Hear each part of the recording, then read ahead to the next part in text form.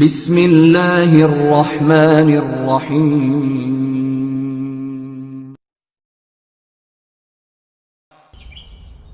اب ادریس علیہ السلام کی وفات کے بعد پھر سب سے عظیم دور جو ہے وہ ہے سیدنا نوح علیہ،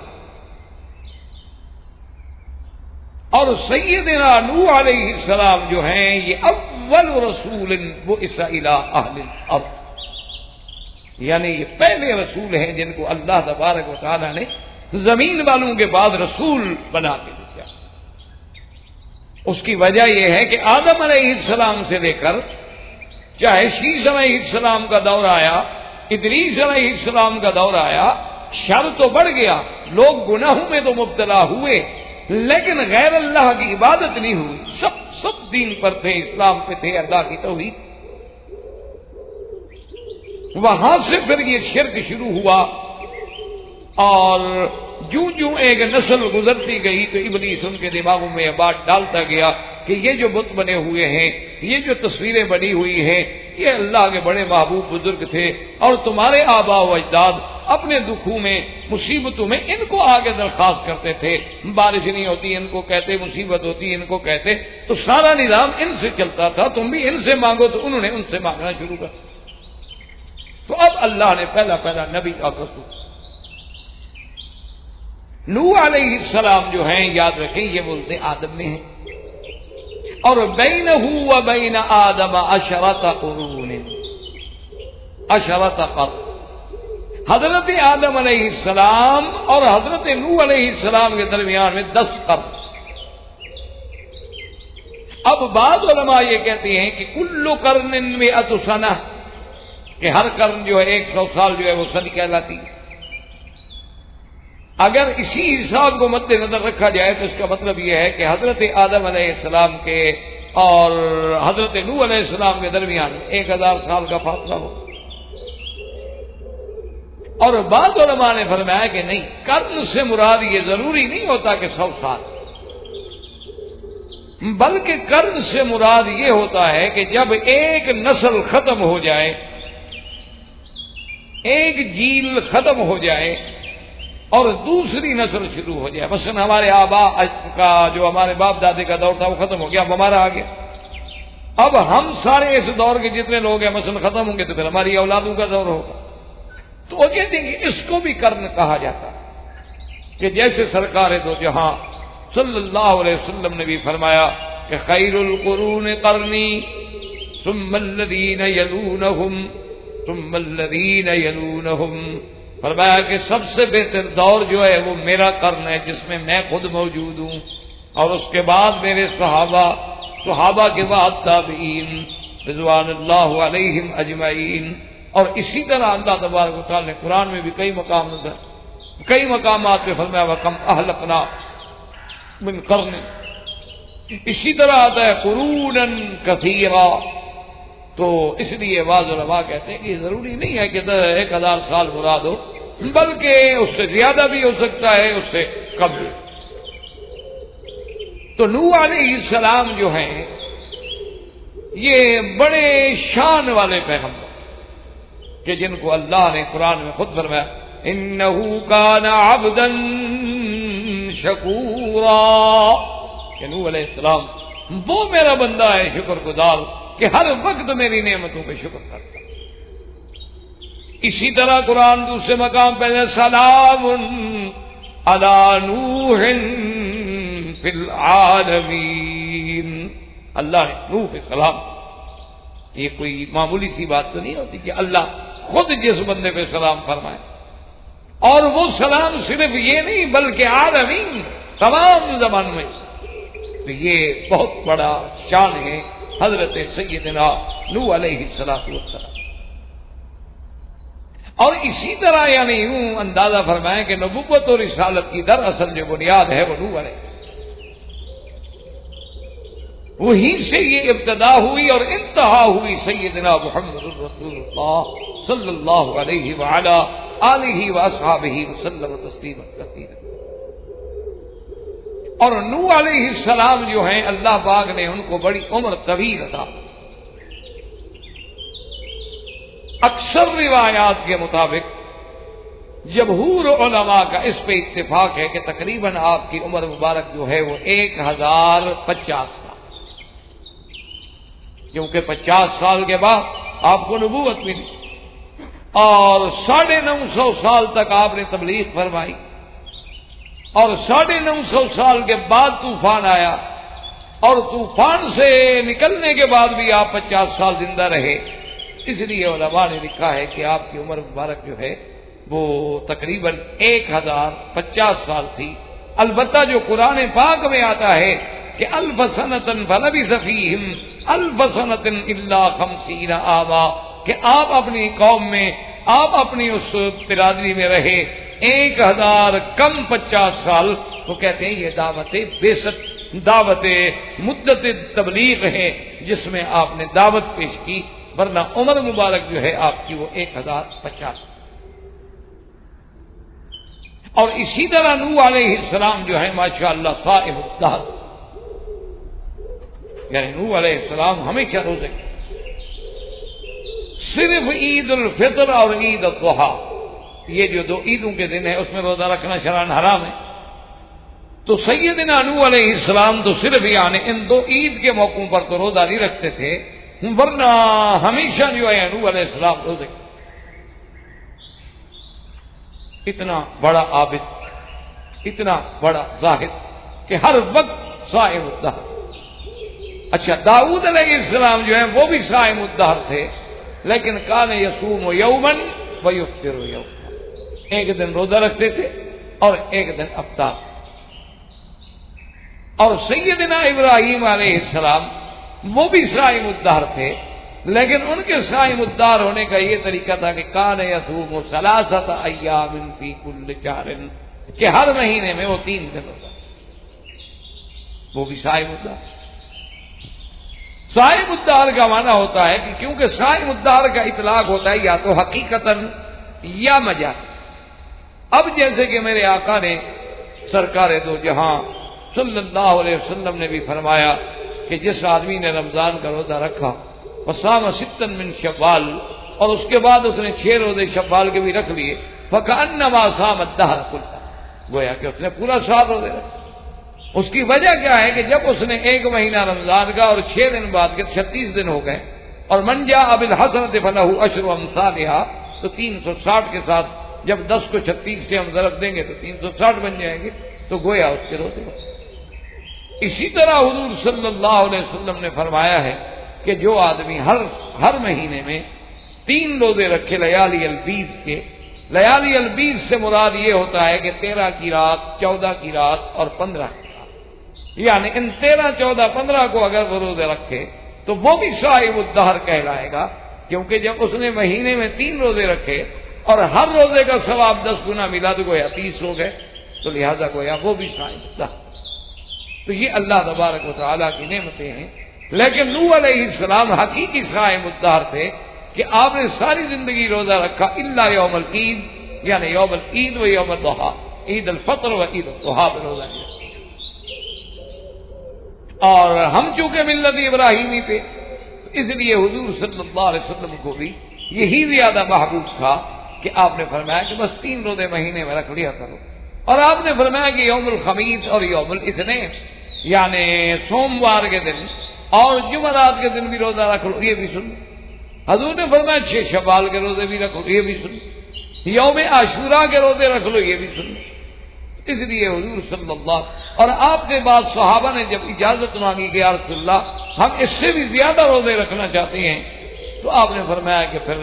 بہتر بات یہ ہے کہ احب الصیام الی اللہ صیام داؤد، اللہ تبارک و تعالیٰ کو پھر داؤد علیہ السلام کا روزہ بڑا پسند ہے کہ کان یصوم یوما ویفطر یوما،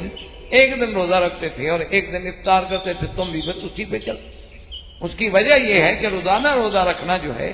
علماء محدثین نے، فقہا نے اس کی لم لکھی ہے، علت لکھی ہے کہ پھر جب آدمی عادی ہو جاتا ہے تو پھر اس کی عادت بن جاتی ہے، پھر وہ عبادت نہیں رہتی۔ پھر ایک آدمی کی عادت بن جاتی ہے کہ میں نے روز رہنا ہے، بس روزے کے ساتھ رہنا، بس عادت بن گئی۔ تو اس لیے وہ کہتے ہیں کہ نہیں، عادت اور عبادت میں فرق ہونا چاہیے۔ کہ ایک دن روزہ رکھے ایک دن کھائے تاکہ روزے والے دن اس کو کچھ بھوک لگے کوئی تکلیف ہو کوئی ستائے. جب عادت ہو جائے گی تو کسی قسم کی تکلیف پھر بندے کو ہوتی نہیں. اس لیے اللہ تبارک و تعالیٰ کی ہر چیز میں حکمتیں ہیں. تو نوح علیہ السلام جو ہے بڑے شان والے تھے. اور بعض علماء نے یہ بھی لکھا ہے کہ نوح علیہ السلام جو تھے وہ کان بکاء، یعنی اللہ کے آگے بہت رونے والے. اتنا روتے تھے کہ آپ کے رخساروں پہ آنسو بہ بہ کے نشان پڑتے. اللہ کے آگے خشیت، اللہ تبارک و تعالیٰ کے آگے تضرع، اللہ تبارک و تعالیٰ کے آگے عاجزی. اور اسی لیے بعض علماء نے یہ لکھا کہ نوح ابن لامک جو ہے ان کو لقب بھی نوح کا نوح سے ملا کہ کثرت سے رونے والا، کثرت سے غم کرنے والا. تو نوح علیہ السلام جو ہیں بڑے اللہ کے شان والے پیغمبر ہیں. اور اول نبی و اول رسول الذی بعث الی الخلق، اللہ تبارک و تعالیٰ کے پیغمبر. اور انہی کے زمانے میں اب شرک جو تھا وہ پورا زوروں پہ چلا. اچھا خدا کی قدرت دیکھیں کہ اس دور میں بھی یہ 5 تھے قرآن نے جن کا ذکر کیا ہے کہ قالوا لا تذرن ودا ولا سواعا ويغوث ويعوق ونسرا. سب لوگ کہتے ہیں کہ نوح علیہ السلام کی باتوں میں نہ آؤ، تم بالکل نہ چھوڑنا اپنے ان 5 تن کو، یہ جو تمہارے ہیں نا یہ ان کو نہیں چھوڑنا ہے. تو اس دور میں کہ خدا کی قدرت اللہ کی حکمت ہے نا، ورنہ 6 بھی ہو سکتے تھے 7 بھی ہو سکتے تھے. لیکن اس دور سے جب سے بت پرستی شروع ہوئی تو 5 تن کا مسئلہ شروع ہوا. اللہ تبارک و تعالی رحمت فرمائے. اور نوح علیہ السلام نے اب قوم کو دعوت دینی تھی جس کو اللہ نے قرآن کی مختلف صورتوں میں دیا. مختلف صورتوں میں اللہ نے نوح علیہ السلام کا واقعہ ذکر فرمایا. سورت ہود میں دیکھیں، سورت الاعراف میں دیکھیں، سورت الانبیاء میں دیکھیں، سورت الشعراء میں دیکھیں، سورت الصافات میں دیکھیں، حتیٰ کہ پوری ایک سورت مبارک کا نام بھی سورت نوح رکھا، یعنی حضرت نوح علیہ السلام کے نام پر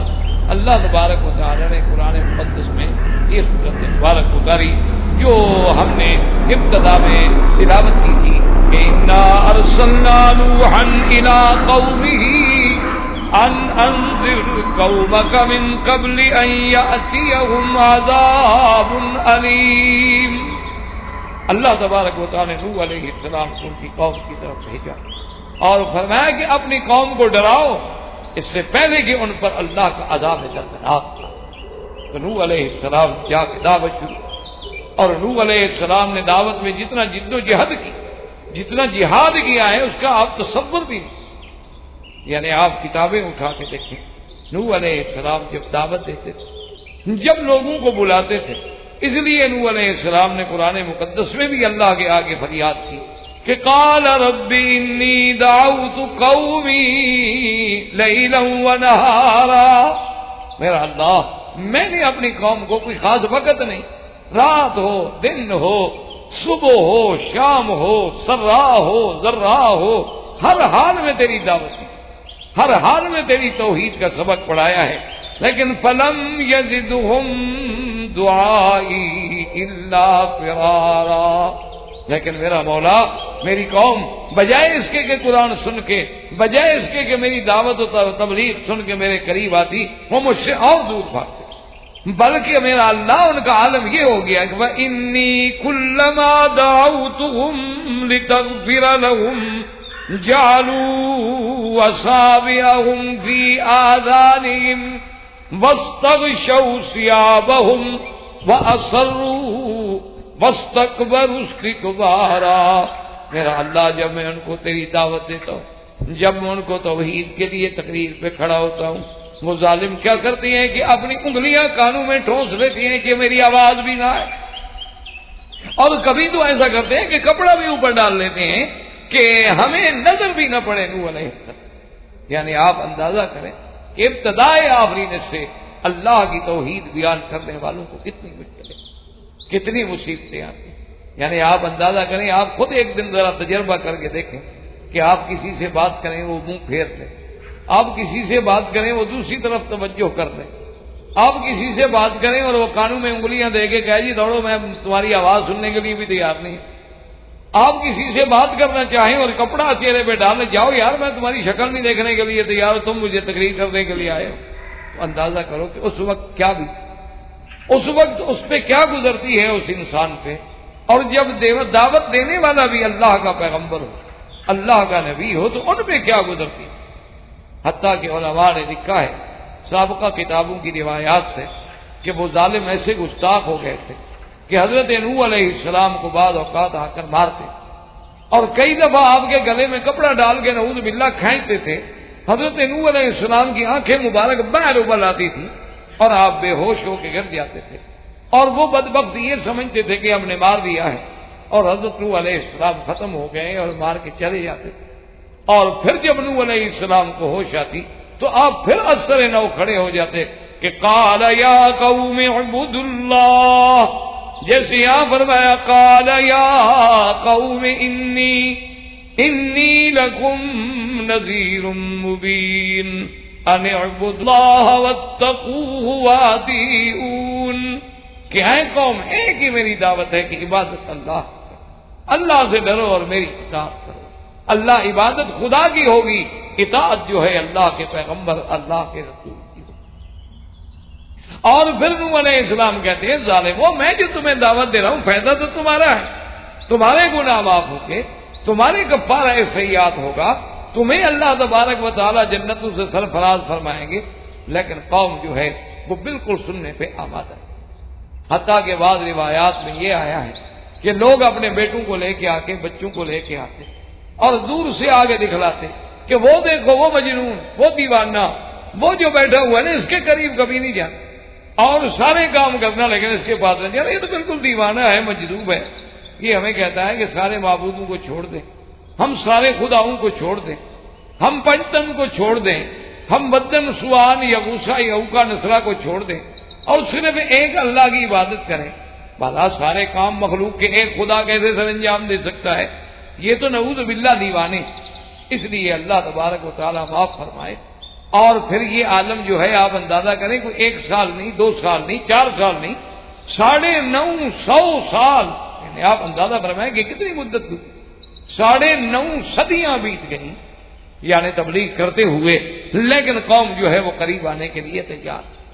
جب حضرت نوح علیہ السلام قوم سے بالکل مایوس ہو گئے تو اس کے بعد اللہ تبارک و تعالیٰ سے نوح علیہ السلام نے دعا، جو اللہ پاک نے سارا واقعہ سورت نوح کے اندر مفصل ذکر کیا ہے، اور آخر میں حضرت نوح علیہ السلام نے اللہ سے دعا مانگی، وقال نوح رب لا تذر على الارض من الكافرین دیارا، میرا اللہ اب تو کافروں کا کوئی گھر، کوئی حویلی بھی نہ بچے دنیا میں، انک ان تذرہم یضلوا عبادک ولا یلدوا الا فاجرا کفارا، میرا اللہ اگر آپ نے ان کو چھوڑ دیا، اگر آپ نے ان کو مہلت دے دی، اگر آپ نے ان کو ہلاک نہ کیا تو ان کی آنے والی نسلیں جو ہیں وہ بھی نہیں ہوں گی مگر یا فاجر ہوں گے، کافر ہوں گے، وہ بھی تیرے فرمانبردار اطاعت گزار نہیں ہوں گے۔ یاد رکھو بعض جاہل لوگ جو ہیں انہی آیات سے لوگوں کے عقیدوں کو گمراہ کرتے ہیں۔ وہ کہتے ہیں دیکھو جی اللہ کے نبی کو آخر علم غیب تھا، اللہ کا نبی علم غیب سے ہی بتا رہے تھے نا کہ اللہ آنے والی نسلیں بھی ایمان نہیں لے آئیں، اور یہ بھی بتلا رہے ہیں کہ آگے جو پیدا ہوگا یا کافر ہوگا یا فاجر ہوگا۔ اس کا مطلب یہ ہے کہ انبیاء علیہ السلام کے علم غیب ہے، حالانکہ یہ جہالت ہے۔ اللہ تبارک و تعالیٰ کے انبیاء پر یہ الزام ہے اور اللہ کے قرآن سے سراسر انحراف۔ اس کی وجہ یہ ہے کہ اگر ان کے دل میں ذرے کے برابر بھی خوف ہوتا تو نوح علیہ السلام کے اپنے قصے میں موجود ہے کہ میں کبھی علم غیب کا دعویٰ نہیں کرتا، وَلَا أَقُولُ لَكُمْ إِنِّي أَعْلَمُ الْغَيْبَ۔ اور دوسری بات نوح علیہ السلام کا یہ کہنا کہ ان کی اولادیں کافر ہوں گی، تو یہ 950 سال جو بندہ آزما چکا ہو، 100 سال نہیں 950 سال، یعنی 9 صدیاں بیت گئیں، 50 سال اوپر گزر گئے، کئی لوگ پیدا ہوئے، کئی مر گئے، کئی نسلیں بدل گئیں۔ یہ تو ایک کھلی سی بات۔ آپ دیکھیں نا، آپ بھی جب دیکھتے ہیں کسی آدمی کو کسی بچے کو آپ 1 دن 2 دن 4 دن 6 مہینے سال محنت کرتے ہیں، آپ کہتے ہیں بھی تم نہیں سدھرو، بس بھائی سوال ہی پیدا، تمہارے سدھرنے کا تو کوئی سوال ہی پیدا، کیونکہ میں تجربہ کر چکا ہوں اتنے عرصے سے کہ تمہارے اندر کوئی تبدیلی ہی نہیں آتی۔ تو یہ علم غیب نہیں تھا، بلکہ نوح علیہ السلام نے اپنے تجربے کی بنا پر اللہ تبارک و تعالیٰ سے جب دعا کی نوح علیہ السلام نے، تو اللہ نے ان کی دعا جو تھی وہ منظور فرمائی، اور اللہ تبارک و تعالیٰ نے حکم دیا نوح علیہ السلام کو کہ اب ایک بات جو ہے وہ اچھی طرح سمجھ، وَأُوحِيَ إِلَىٰ نُوحٍ، اللہ نے وحی، إِنَّهُ لَن يُؤْمِن مِّن قَوْمِكَ إِلَّا مَن قَدْ آمَنَ، کہ بس اب آپ کی قوم سے اور کوئی ایمان، کیونکہ اللہ تو جانتے بس جو ایمان لا چکے بس اور کوئی۔ لیکن ایک بات نوح علیہ السلام یاد رکھنا کہ جب میرا عذاب آ جائے تو پھر ان کے لیے بخشش نہیں مانگ،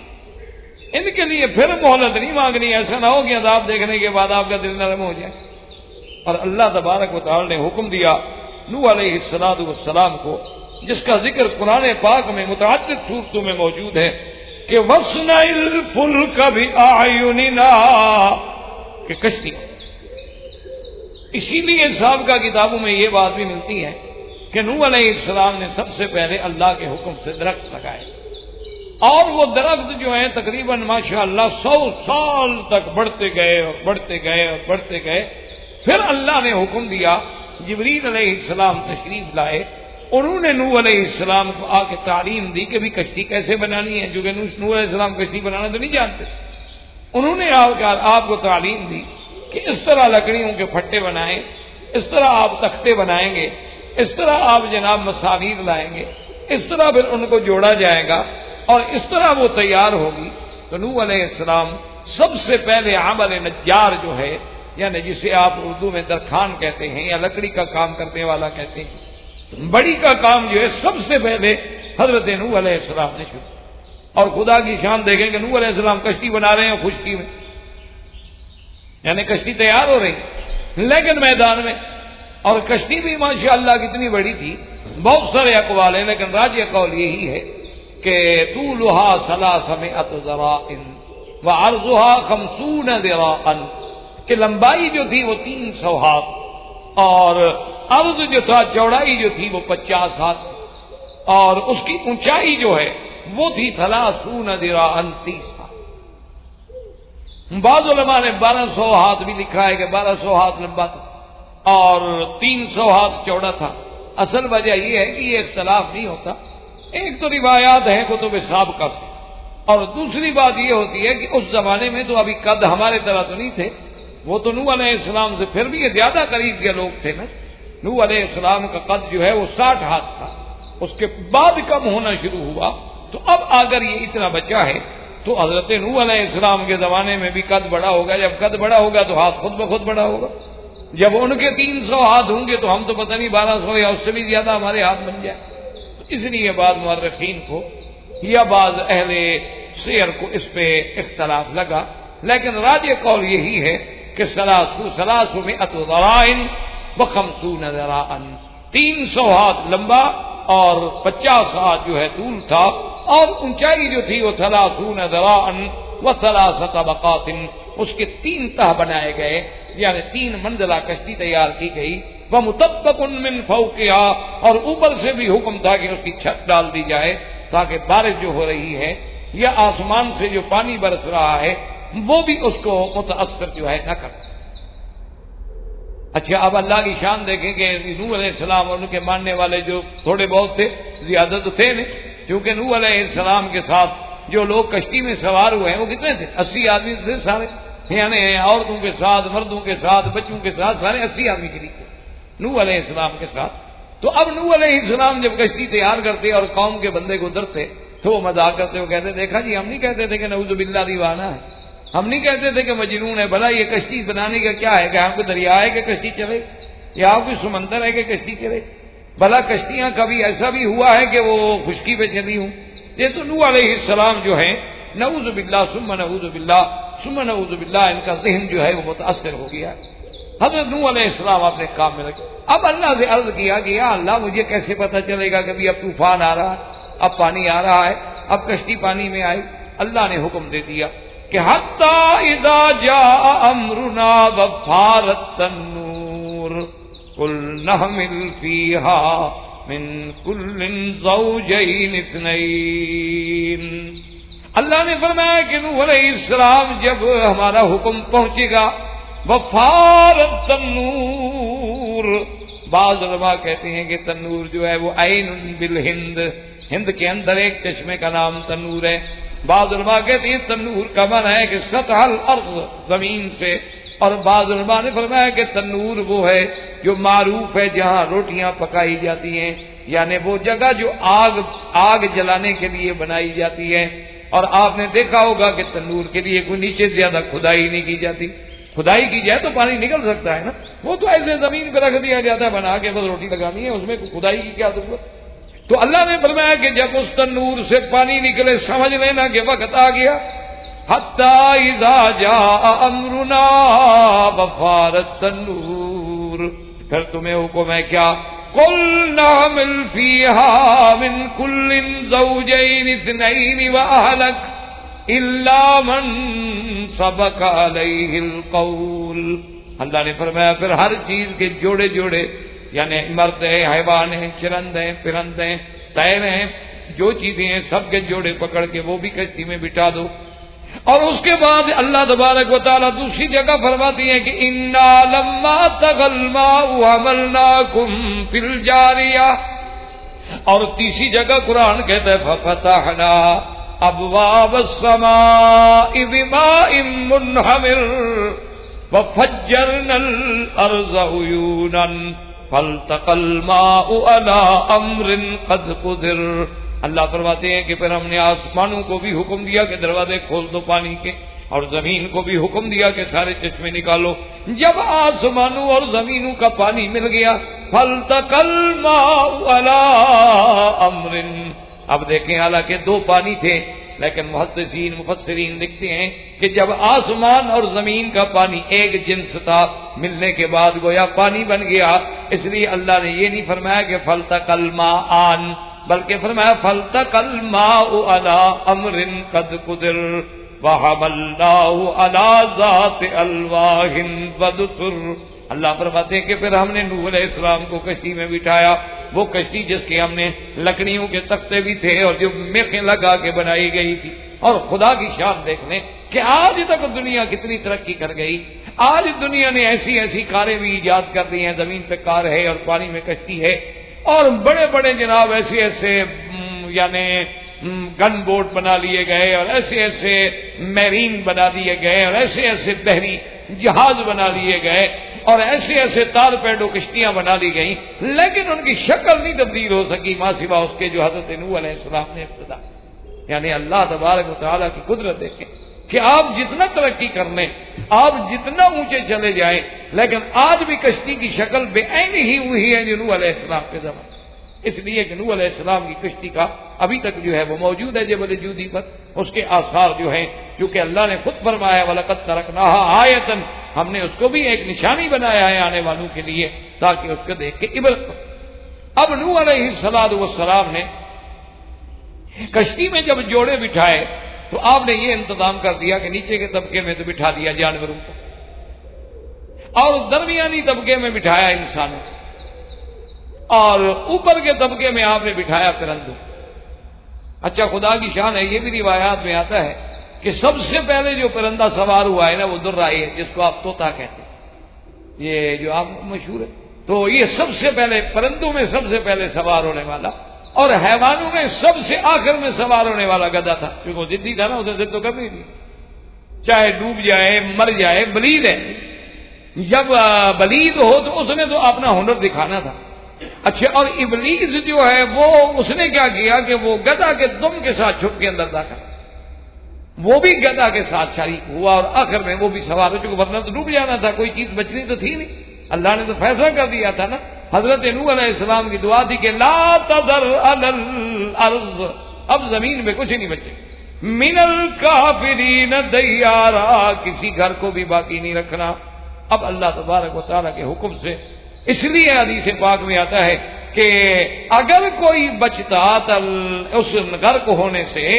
لنجت الصبی، ایک بچے کی ماں تھی وہ بچ جاتی، جب وہ بھی نہیں بچی تو کوئی نہیں بچی۔ اس کا واقعہ لکھا ہے کتابوں میں کہ ایک عورت تھی، اس کا بچہ تھا، جب طوفان آنے لگا تو بھاگتی گئی، اونچے ٹیلے پہ چڑھی وہ طوفان آ گیا، اس سے اونچے پہاڑ پہ چڑھی تو اس پہ پانی آ گیا، پھر اور اونچے پہاڑ پہ چڑھی وہاں پانی آنے لگا تو بچے کو یوں اٹھا کے کھڑی ہو گئی کہ چلو میں ڈوب جاؤں لیکن میرا بچہ تو باہر رہے، لیکن پانی بلند ہوتا گیا حتیٰ کہ وہ ڈوب گئی۔ اس لیے حدیث پاک میں آتا ہے کہ لو نجت لنجت الصبی، اگر اللہ کسی کو نجات دیتے تو اس بچے کی ماں کو بچا دیتے، لیکن اگر وہ بھی نہیں بچی ہے تو پھر اور کون بچے؟ اب نوح علیہ السلام کی یاد رکھیں کہ زوجہ جو ہے آپ کی بیویاں جو تھی، ایک تو بیوی کافرہ تھی اور ایک بیوی مومنہ، تو کافرہ بیوی جو ہے وہ تو مر گئی طوفان سے پہلے، اور مومنہ بیوی اور اس کی اولاد جو ہے وہ نوح علیہ السلام کے ساتھ کشتی میں سوار ہوئی، لیکن ایک بیٹا سوار ہے۔ کشتی میں سوار ہونے والوں میں کون ہے؟ حام، سام، یافس، یہ تین بیٹے ہیں نوح علیہ السلام، یہ تو آپ کے ساتھ کشتی میں آ گئے اور ان کی ماں بھی آ گئی، لیکن ایک بیٹا ہے آپ کا جس کا نام تھا کنعان، اور بعض کتابوں میں اس کا نام آتا ہے یام، اسی کا نام یام ہے اور اسی کا نام کنعان، اور ایک نوح علیہ السلام کا اس سے پہلے بیٹا تھا جس کا نام تھا عابر، عابر بھی طوفان سے پہلے مر گیا، لیکن کنعان جو ہے وہ طوفان کے وقت میں موجود تھا، لیکن وہ حضرت نوح علیہ السلام کے دین تھے، جس کو اللہ تبارک و تعالی نے قرآن پاک میں بھی ذکر کیا کہ نوح علیہ السلام نے اپنے بیٹے کو بلایا کہ یا بنی ارکب معنا ولا تکن مع الکافرین، کیا ہے بیٹے ہمارے ساتھ سوار ہو جا، کافروں کے ساتھ نہ ہو۔ قال سآوی الی جبل یعصمنی من الماء، وہ کہنے لگا کیا کہتے ہیں، کیوں ڈراتے ہیں مجھے، میں اس پہاڑ پہ چلا جاؤں گا، کیا ہو سکتا ہے، پانی کتنا آ جائے گا، 5 میٹر 2 میٹر 10 میٹر 8 میٹر، یہ تو سینکڑوں میٹر پہاڑ کھڑے ہیں، میں اس پہ چڑھ جاؤں گا، مجھے پہاڑ بچا لے گا۔ حضرت نوح نے فرمایا کہ لا عاصم اليوم من امر اللہ الا من رحم وحال بینہم الموج فکان من المغرقین۔ حضرت نوح علیہ السلام نے فرمایا کہ بیٹا کوئی اللہ کے حکم سے نہیں بچا سکتا جب تک کہ اللہ خود رحم کر کے نہ بچائیں۔ ابھی یہ باتیں ہو رہی تھی کہ اللہ نے حکم دیا کہ اے موج کیا ہے، زمین ترے کنارے پہ کھڑے ہو کے کنعان میری خدائی کو چیلنج کرتا ہے، پہاڑوں کے سہارے لیتا، وحال بینہم الموج، اب دونوں کے درمیان میں موج نے لپٹ ماری، فکان من المغرقین، اب وہ کنعان بھی غرق ہو گیا۔ نوح علیہ السلام دیکھ رہے ہیں بیٹا سامنے غرق ہو رہا ہے، اس لیے قرآن کہتا ہے ونادى نوح ربہ، اب نوح علیہ السلام نے اللہ کو پکارا کہ میرا اللہ، یا رب ان ابنی من اہلی وان وعدک الحق وانت احکم الحاکمین، میرا اللہ یہ میرا بیٹا ہے، میری سلب سے ہے، میرے خاندان سے ہے، اور تیرا تو وعدہ ہے کہ میں تمہیں بچا لوں گا، تیرے اہل کو بچا لوں گا، مہربانی کر کے میرے بیٹے کو نجات دے دو، میرے بیٹے کو بچا لو۔ اندازہ کریں لوگ کہہ دیتے ہیں نا جی ہمیں تو پیر چھڑا لیں گے، ہمیں فقیر چھڑا لیں گے، ہمیں اپنے شیخ چھڑا لیں گے، ہمیں پیران خدا کے بندے اللہ کے نبی ہیں، پیغمبر ہیں، اول رسول اول نبی، لیکن اور سامنے بیٹا غرق ہو رہا ہے، اور اس کے بعد بچانا تو بڑی بات ہے نا، بچانا تو بہت بڑی بات ہے۔ اللہ تبارک و تعالیٰ کا جلال آ گیا، قال یا نوح انہ لیس من اہلک انہ عمل غیر صالح، کہ نوح علیہ السلام تیرا بیٹا نہیں ہے، کیا ہو گیا نسب سے، ہمارے یہاں نسب نہیں تلتا، ہم نہیں جانتے سید کون ہے، قریشی کون ہے، افغان کون ہے، خان کون ہے، قریش کون ہے، ہمارے ہاں تو تقوی کا مقام ہے اور ایمان اور عقیدے کی نسبت ہے، ہمارے ہاں تو انما المؤمنون اخوۃ، ہمارے پاس جو نسب چلتا ہے وہ تقوی ہے۔ شعوبا وقبائل لتعارفوا ان اکرمکم عند اللہ اتقاکم، نوح علیہ السلام جب اس کا عمل، جب اس کا عقیدہ تیرے ساتھ نہیں ملتا تو ہم نے تیرے خاندان سے بھی کاٹ دیا۔ انہ لیس من اہلک، کیوں؟ انہ عمل غیر صالح، اور اس کے بعد بھی جلال دیکھیں، فرماتے ہیں فلا تسأل ما لیس لک بہ علم انی اعظک ان تکون من الجاہلین کہ نوح علیہ السلام خبردار آئندہ نہ سوال کرنا جس بات کا تمہیں علم نہ ہو. ہم نے جو کہہ دیا تھا کہ بس کہ آئندہ سوال نہیں کرنا، اور ہم نے تیری اہل کی نجات کا فیصلہ کیا تھا جو ایمان لائیں، یہ تیری اہل. اس لیے اگر تم نے پھر سوال کیا انی اعظک، میں خبردار کرتا ہوں کہیں ایسا نہ ہو کہ تو بھی پھر جاہلین کی فہرست میں چلا جائے. اب نوح علیہ السلام نے اللہ تبارک و تعالیٰ سے معافی مانگی، اور کشتی کے چلنے میں بڑے بڑے روایات لوگوں نے بھی نقل کیے ہیں، بڑے بڑے حکایات بھی نقل کیے ہیں. بعض کہتے ہیں کہ جی لوگ ڈرنے لگ گئے، نوح علیہ السلام کے پاس آئے کہ جناب وہ نیچے تو شیر کھڑا ہے، ہمیں تو دیکھ کے ڈر آتا ہے، شیر ہے، شیر کو دیکھ کے ڈر لگتا ہے. انہوں نے کہا اللہ میں لوگ شیر سے ڈرتے ہیں، تو اللہ پاک نے شیر پہ مسلط علیہ الحمہ، ایک بخار مسلط کر دیا، بیچارہ وہ بیٹھ گیا، اب وہ کھڑا ہی نہ ہو سکے. تو کہتے ہیں کہ وہاں سے پھر بخار کا سلسلہ شروع ہوا. تو اس کے بعد جناب یہ ہے کہ وہ پھر قوم بھاگ دی آگے. انہوں نے کہا حضرت یہ تو بڑا مسئلہ ہو گیا. انہوں نے کہا کیا بات ہے؟ انہوں نے کہا چوہا جو ہے نا وہ تو لکڑی کاٹ رہا ہے، وہ تو کشتی کو کاٹ رہا ہے. انہوں نے کہا اللہ میاں یہ چوہے سے بھی ڈرتے ہیں، اس کا کیا کیا جائے؟ تو اللہ تبارک و تعالی نے حکم دیا کہ شیر جو ہے اس کی پیشانی پہ ذرا ایسے مارو. تو انہوں نے شیر کی پیشانی پہ جب مارا تو اس کے نتنوں سے بلیاں پیدا ہو گئے. اب جب بلیاں آئیں تو جناب اس کے بعد وہ شیر اپنا فار جو تھا، وہ چوہا جو تھا، وہ بھی ڈر گیا. انہوں نے کہا یہ تو مجھے پکڑنے والی بلا آ گئی، ایسا نہ ہو کہ میں لکڑی کاٹتی. یہ بہرحال روایات ہیں، حکایات ہیں، اللہ عالم کتنی سچی ہیں کتنی جھوٹی ہیں، کیونکہ سب کا روایات اسرائیلیہ ہیں. لا نصدق ولا نکذب، نہ تو ہم ان کی تصدیق کر سکتے ہیں اور نہ ہم جھٹلا سکتے ہیں کہ بالکل جھوٹی ہیں، خدا جانے سچی بھی ہوں. تو اب جناب حضرت نوح علیہ السلام جو ہے تقریباً 150 دن تک پانی میں رہے، 150 دن. اور پھر اس کے بعد بھی روایات ہیں کہ اب آپ نے کہا کہ میں پتہ کروں کہ تو کبے کو بھیجا کہ تاکہ وہ جا کے خبر لے آئے کہ بھئی طوفان جو ہے تھم گیا، کہاں کہاں ہے، کچھ زمین خشک ہوئی. کبا گیا تو وہ جو جناب چلا گیا، وہ تو اپنے کھانے پینے میں لگ گیا. اس کے بعد پھر آپ نے حمام کو بھیجا، کبوتر کو، تو کبوتر جو ہے خبر لے کے آئے. تو اسی وجہ سے اللہ نے اس کے گلے میں قوس و قزح کا انعام ڈال دیا، جیسے کسی کو ہار پہنا دیا جاتا ہے. اور اسی طرح خدا کی قدرت ہے کہ آج تک لوگ اسی کبوتر سے پیغام رسانی کا کام لیتے ہیں جو سب سے پہلے نوح علیہ السلام نے لیا تھا. اور وہ جا کر ایک زیتون کی ٹہنی لے کے آیا، اور پاؤں دیکھے آپ نے تو پاؤں کو بھی ذرا مٹی جو تھی تھوڑی تھوڑی نرم، تھوڑی تھوڑی خشک، تو سمجھ گیا کہ طوفان جو ہے تھم گیا ہے. اللہ پاک نے حکم دیا قیل یا ارض ابلعی ماءک ویا سماء اقلعی وغیض الماء وقضی الامر واستوت علی الجود وقیل بعدا للقوم الظالمین. اللہ نے حکم دیا زمین کو کہ پانی پی لو بس، اور ہواؤں کو حکم دیا کہ ہوائیں چلو پانی کو خشک کرو، اب ہم چاہتے ہیں کہ خشکی ہو جائے. اور آسمان نے برسانا روک دیا، ہوائیں چل پڑی، اور کشتی چلتے چلتے جودی پہاڑ پہ آ گئی. اللہ نے حکم دیا یا نوح اہبط بسلام منا، اب اترے آپ وبرکات علیک. اللہ کی رحمت کے ساتھ نوح علیہ السلام اترے. اور پھر اللہ نے آپ کی اولاد جو تھی حام، سام اور یوسف، سام جو ہے یہ ابو العربی اور روم اور عرب یہ جو ہے سب سام کی اولاد میں آتے ہیں. اور اس کے بعد جو تھا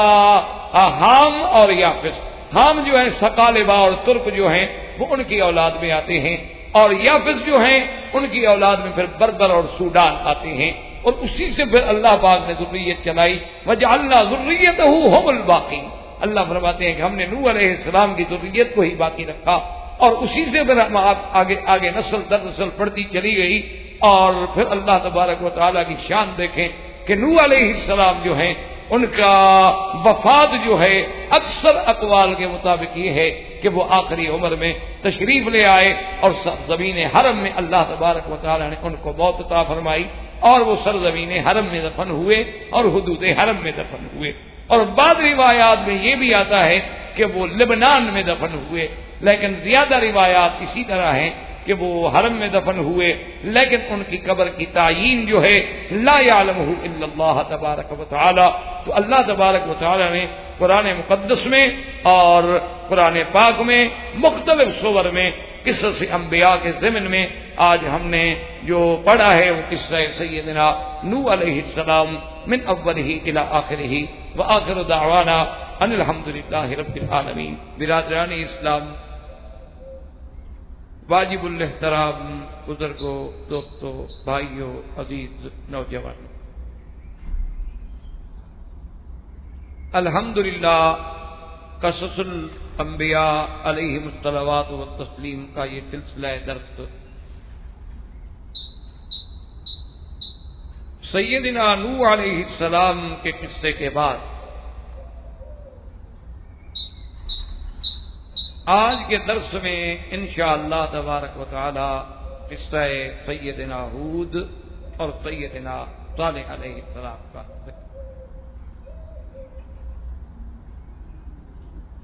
جیسا کہ الحمدللہ پڑھ چکے ہیں کہ قوم نوح علیہ السلام پر عذاب آنے کے بعد وہ اتنا عذاب تھا طوفان کا کہ پورے عالم میں، پوری دنیا میں چھا گیا اور کوئی بھی باقی نہ بچا ما سوا سیدنا نوح علیہ السلام یا وہ لوگ جو آپ کے ساتھ کشتی میں سوار۔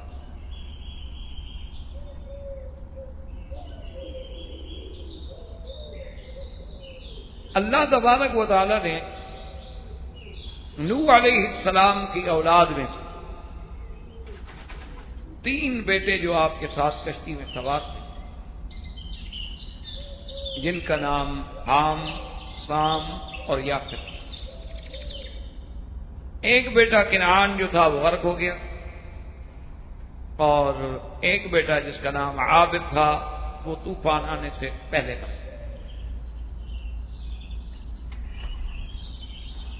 اب اللہ تبارک و تعالی نے نوح علیہ السلام کی موت کے بعد، ان کی وفات کے بعد، اب تمام مخلوق کا سلسلہ جو ہے توالد و تناسل وہ ان 3 بیٹوں سے چلا، حام، سام اور یافت۔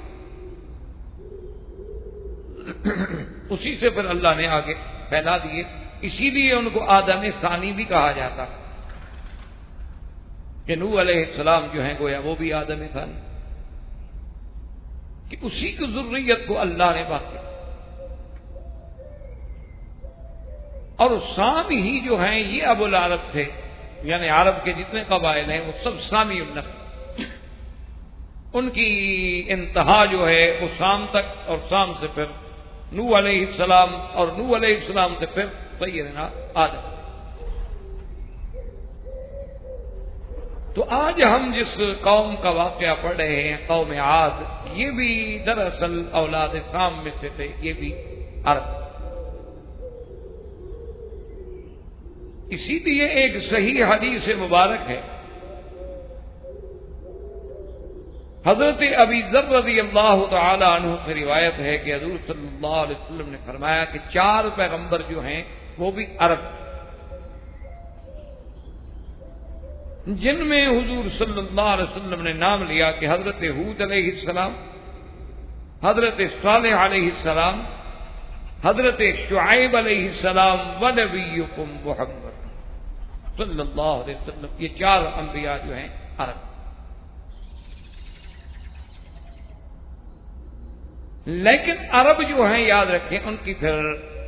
جب آپ تاریخ دیکھیں گے تو 3 قسمیں ہیں عرب، ایک عرب بائدہ،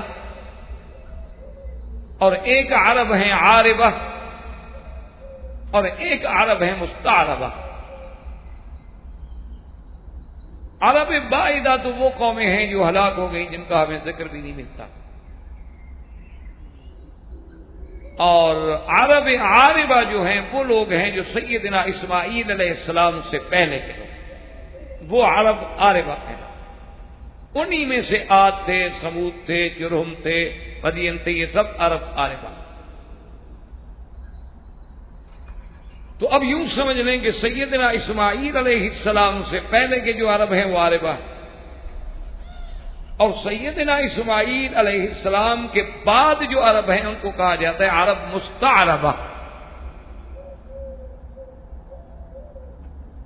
سیدنا اسماعیل علیہ السلام پہلے شخص ہیں جنہوں نے عربی سیکھی اور عربی بولنا شروع کیا،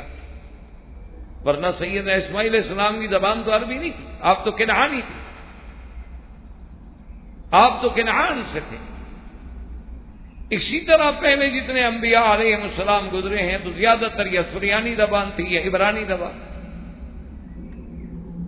اسی لیے کوئی کتاب جو ہے جو کتب سابقہ ہے وہ عربی میں نہیں۔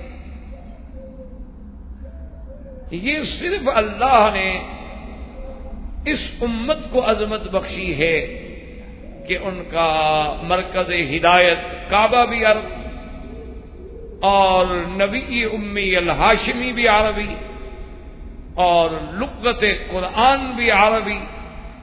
اور اسی طرح لغت اہل جنت بھی عربی۔ تو سیدنا اسماعیل علیہ السلام نے قبیلہ جرہم سے، اور قبیلہ جرہم وہ تھا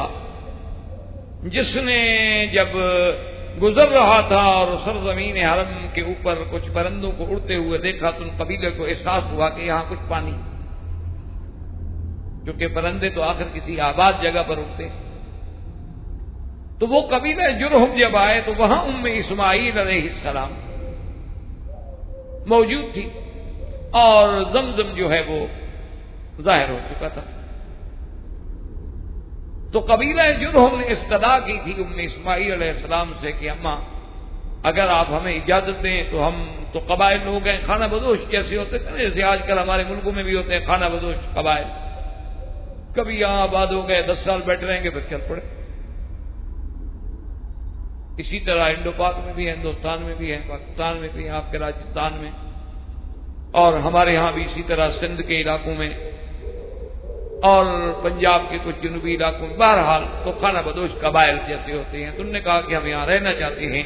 تو اسماعیل علیہ السلام نے انہیں اجازت دے دی، لیکن ایک شرط کی کہ تم یہاں رہ سکتے ہو، فائدہ اٹھا سکتے ہو، لیکن زمزم کے متولی نہیں ہوگے، تو اس پانی کی تولیت جو ہے وہ ہمارے پاس۔ انہوں نے کہا ہمیں تو بس رہنا ہے، اور اس دور میں تو وہ یہ جانتے ہی نہیں تھے نا جرہم کہ یہ زمزم کیا ہے، اس کا کیا مقام ہے، لیکن اسماعیل علیہ السلام کی والدہ جو ہیں وہ تو آخر ایک نبی کی بیوی تھی، ان کو تو پتا تھا نا اسرار حکم الہیہ کا کہ اللہ کے حکم کے کوئی اسرار تو ہیں کہ آخر ہمیں حضرت خلیل یہاں چھوڑ کے چلے جائیں، وہ بات ہے، اور پھر اللہ تبارک و تعالیٰ ایک معصوم بچے کے پاؤں میں سے زمزم نکال دیں تو کوئی بات تو ہے۔ تو جرہم وہاں آباد ہوئے، ان سے پھر سیدنا اسماعیل علیہ السلام نے عربی سیکھی، لیکن خدا کی شان یہ ہے کہ سیدنا اسماعیل جو ہیں افصح اللسان، اتنے فصیح اللسان تھے کہ جن سے عربی سیکھی تھی وہ بھی اتنی اچھی عربی نہیں بول سکتے، کیونکہ وہ تو نبی، اور اسماعیل علیہ السلام جو ہے ابن خلیل تھے، یعنی جن کا باپ بھی نبی، خود بھی نبی، اور پھر جن کے سلالہ میں اور جن کی نسل میں اللہ نے بھیجنا ہے حضرت محمد رسول اللہ صلی اللہ علیہ وسلم، تو اگر وہ فصیح نہیں ہوں گے تو پھر کون فصیح ہو؟ تو یہ قوم عاد جو ہے دراصل یہ بھی عرب، اور یہ بات بھی آپ یاد رکھیں کہ وفات نوح علیہ السلام کے بعد، اس عذاب طوفان کے بعد، پھر بعد میں جو بھی نسل بنتی گئی، پیدا ہوتی گئی، وہ سب پھر موحد تھے، کیونکہ تازہ عذاب کا ڈر تھا نا، سن چکے تھے کہ پہلے غرق ہو گئے، برباد ہو گئے۔ تو اس دور کے بعد پھر کافی مدت تک توحید رہی، صحیح دین رہا، اللہ کے ماننے والے لوگ رہے، کوئی شرک کفر کی رسمیں نہیں تھیں۔ پھر سب سے پہلے بت پرستی کی بنیاد اگر رکھی تو اسی قوم عاد نے رکھی، یعنی حضرت نوح علیہ السلام کے زمانے میں تو بت پرستی تھی، جیسے آپ پڑھ چکے ہیں کہ ان کے تو بڑے مشہور بت تھے، پانچ جو تھے، بدن و سواءن و یغوث و یعوق و نسرا، لیکن ان کے بعد پھر توحید کا غلبہ ہو گیا۔ اس غلبے کے بعد پھر بت پرستی کی ابتدا جو ہے وہ قوم عاد، اور قوم عاد کے جو بت تھے بڑے بڑے مشہور وہ تین تھے، سدن، سمودن وہرن، یہ ان کے بتوں کے نام تھے جو بڑے مشہور ان کے بت تھے، اور بھی تو بہت ہوں گے، لیکن ان کو یعنی ذرا بڑا مقام حاصل تھا، جیسے مکے میں حبل، لات، عزا، منات، یہ بڑے بڑے تھے، ورنہ تو 360 بت تو صرف کعبہ شریف میں رکھے ہوئے تھے، لیکن ان میں بھی کچھ زیادہ شہرت والے تھے، جیسے آج بھی آپ ہندو میں دیکھیں جو بڑے بڑے ان کے مندر ہیں، یا اسی طرح آپ اگر باہر کے ملکوں میں، یونان میں، تھائی لینڈ میں، ادھر آپ جائیں گے تو بدھ مذہب کے جو لوگ ہیں ان کے جو مندر دیکھیں گے حیرت ہو۔ بہرحال ان کے یہ 3 بت بڑے مشہور تھے۔ سدن، اچھا جو قوم نوح علیہ السلام کے دور میں سدن تھا وہ سین کے ساتھ تھا، اور جو عاد پوجتے تھے جس کو یہ سواد کے ساتھ تھا، سدن، سمودن، وہرن۔ جب یہ قوم بت پرستی میں الجھ گئی تو اللہ تبارک و تعالی نے حضرت ہود علیہ السلام کو ان کی قوم میں نبی بنا، اسی کو اللہ تبارک و تعالی نے قرآن مقدس کی مختلف صورتوں میں، سورۃ الاعراف میں، سورۃ ہود میں، حتیٰ کہ تقریباً 26 مقامات ہیں قرآن پاک کی مختلف سور میں، سورۃ شعراء میں، صافات میں، سورۃ اقترب میں، سورۃ والشمس میں، یعنی متعدد مقامات، تقریباً 26 مقام ہیں قرآن میں جن میں اللہ نے قصہ ہود اور قصہ صالح علیہ السلام کا ذکر کیا، اور اسی کو اللہ نے ذکر فرمایا کہ وَإِلَىٰ عَادٍ أَخَاهُمْ۔ اور یہ بات بھی یاد رکھیں کہ بہت سارے آیات میں آپ پڑھیں گے، مثلا إِلَىٰ ثَمُودَ أَخَاهُمْ صَالِحًا، إِلَىٰ مَدْيَنَ أَخَاهُمْ شُعَيْبًا، تو لفظ اخا اخوت پر ہے، تو اخوت جو ہے بعض اوقات تو قومی اخوت ہوتی ہے، یعنی ہمارا قبیلہ ایک ہے تو بھائی ہے، اور بعض اوقات اخوت جو ہے وہ دینی اعتبار سے ہوتی ہے کہ بھی ہم مسلمان ہیں بھائی، اب ضروری نہیں کہ ہمارا قبیلہ بھی ہے، لیکن یہ جتنے پیغمبر آئے ہیں آئے بھی اپنی قوم میں سے، اسی لیے آپ نے قرآن مقدس میں دیکھا ہے کہ جب حضرت نوح علیہ السلام کا ذکر ہے لَقَدْ أَرْسَلْنَا نُوحًا إِلَىٰ قَوْمِهِ، اور جب قوم حضرت ہود علیہ السلام کا ذکر ہے تو وَإِلَىٰ عَادٍ أَخَاهُمْ هُودًا۔ اور اس کے ساتھ ایک بات یہ بھی یاد رکھ لیں کہ جیسے ان کو عاد کہا جاتا ہے اور دوسری قوم کو سمود کہا جائے گا، جو ہم آگے پڑھیں گے انشاءاللہ، لیکن کبھی کبھی اس کو عاد الاولی بھی کہتے ہیں، اس کو عاد الثانیہ بھی کہتے ہیں۔ وجہ یہ ہے کہ سمود بھی عاد میں سے ایک قبیلہ تھا، یعنی اصل ایک تھی، اسی میں سے ایک قبیلہ جو ہے، جیسے آپ دیکھیں نا جی مثلا بلوچ ایک بڑا قبیلہ، اب ان میں سے پھر آگے شاخیں نکل جائیں گی کہ یہ جناب مزاری ہیں، یہ لغاری ہیں، یہ مشوری ہیں، یہ قرائی ہیں، یہ رند ہیں، یہ جتوئی ہیں، یہ شاخیں، جیسے قریش ایک قبیلہ، لیکن آگے پھر اس کی کئی شاخیں تھیں، حضور صلی اللہ علیہ وسلم جو ہے وہ بنی ہاشم تھے، تو اسی طرح عاد جو ہے یہ بہت بڑا قبیلہ، عاد بڑی قوم، یعنی جن کے بارے میں اللہ پاک نے قرآن میں لکھا ہے، اور آپ حیران ہوں گے کہ آج کل تو دنیا فخر کرتی ہے نا اپنے تمدن و حضارت پر کہ ہم بہت ترقی یافتہ ہیں، لیکن جب آپ ان کی بات پڑھیں گے، قرآن میں مطالعہ کریں گے اور تاریخ ڈھونڈیں گے، بڑی ترقی یافتہ قوم، اور خدا کی شان دیکھیں کہ اللہ نے ان کو حسن، جمال اور صحت، قوت ایسی عطا فرمائی کہ اس کی مثال کوئی نہیں، اس لیے قرآن کہتے ہیں الم تر کیف فعل ربک بعاد ارم ذات العماد التي لم يخلق مثلها في البلاد، یعنی ایسے، تو اس لیے میں عرض کر رہا تھا کہ ارم جو ہے وہ بھی دراصل انہی کا نام ہے، عاد بھی کہا جاتا ہے اور ارم بھی کہا جاتا ہے، اور یہ عاد جو تھے آباد کہاں تھے؟ احقاف میں، اور احقاف کا وہ علاقہ جو ہے وہ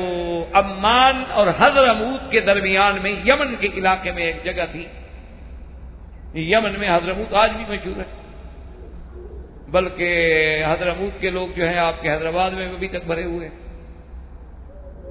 پرانے دور میں جو عرب گئے تھے حضرموت سے، وہ ابھی تک حیدرآباد دکن میں آباد ہے.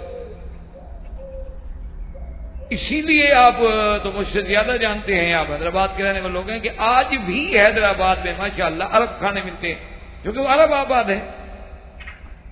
بالکل وہاں جا کے آدمی یعنی حیران ہو جاتا ہے، صبح ناشتے میں دیکھ کے پھول بن رہی ہے، کہیں ہریسہ بن رہا ہے، بالکل وہ خالص ٹھیٹ عرب، کیونکہ حضرموت کے لوگ ہیں وہاں، بارکس پورا آپ کا بھرا ہوا.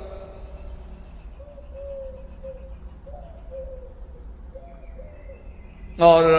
چونکہ ہمارا تو آنا جانا ہوتا ہے، اللہ کی رحمت سے کافی دوست بھی ہیں ماشاءاللہ. تو بہرحال میرے کہنے کا مقصد یہ تھا کہ حضرموت اصل میں لفظ تھا ہادارا موت، کیونکہ پیغمبر کو موت آئی نا تو موت آ گئی نا، تو ہادارا موت بگڑ گیا تو حضرموت بن.